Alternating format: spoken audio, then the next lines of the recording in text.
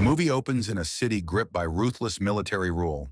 A deadly virus sweeps across the streets, plunging the population into terror and chaos. As the outbreak intensifies, residents scramble to escape in search of safety. But their hopes are crushed when the army enforces a harsh lockdown, sealing them inside the city like prisoners. Anyone who dares to resist is swiftly arrested and dragged to isolation camps. We then meet Stone, a merciless commander. He brutally tortures Susan, the wife of John, a soldier who had betrayed orders by secretly helping civilians flee captivity.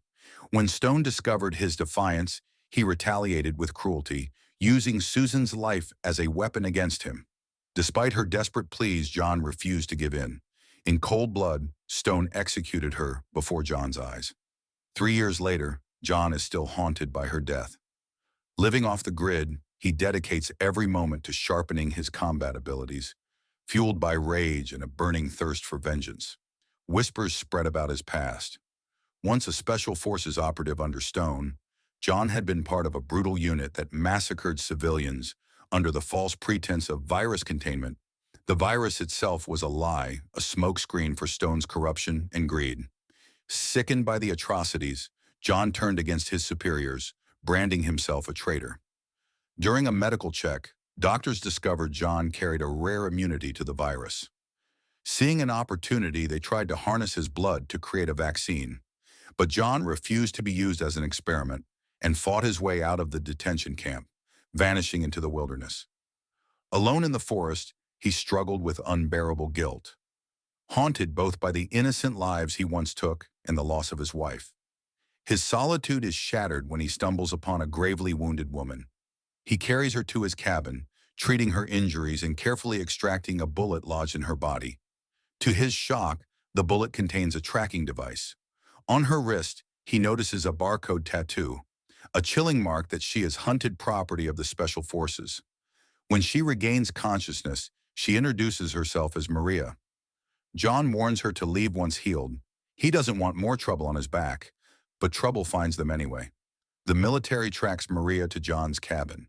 When soldiers storm in, John unleashes his lethal skill, killing them with ruthless precision. Maria, equally resourceful, proves she can handle herself. Watching him fight, she realizes John is no ordinary man. News of the unit's deaths reaches Stone's lieutenants, Roy and Lucy, who escalate the matter.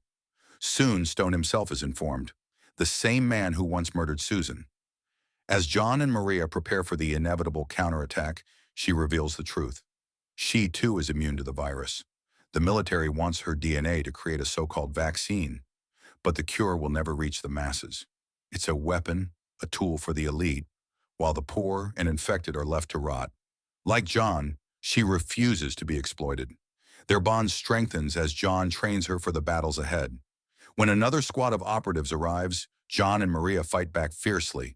Though John kills most, Maria is nearly captured. Time and again, reinforcements come, each assault more brutal than the last. But John uses his knowledge of the terrain, cunning traps, and sheer combat mastery to wipe them out, turning his cabin in the forest into a battlefield of death. Roy eventually faces John in a brutal one-on-one fight, their blows fueled by betrayal and vengeance. Meanwhile, Maria is seized by soldiers and dragged to the tunnel. Stone's new trap.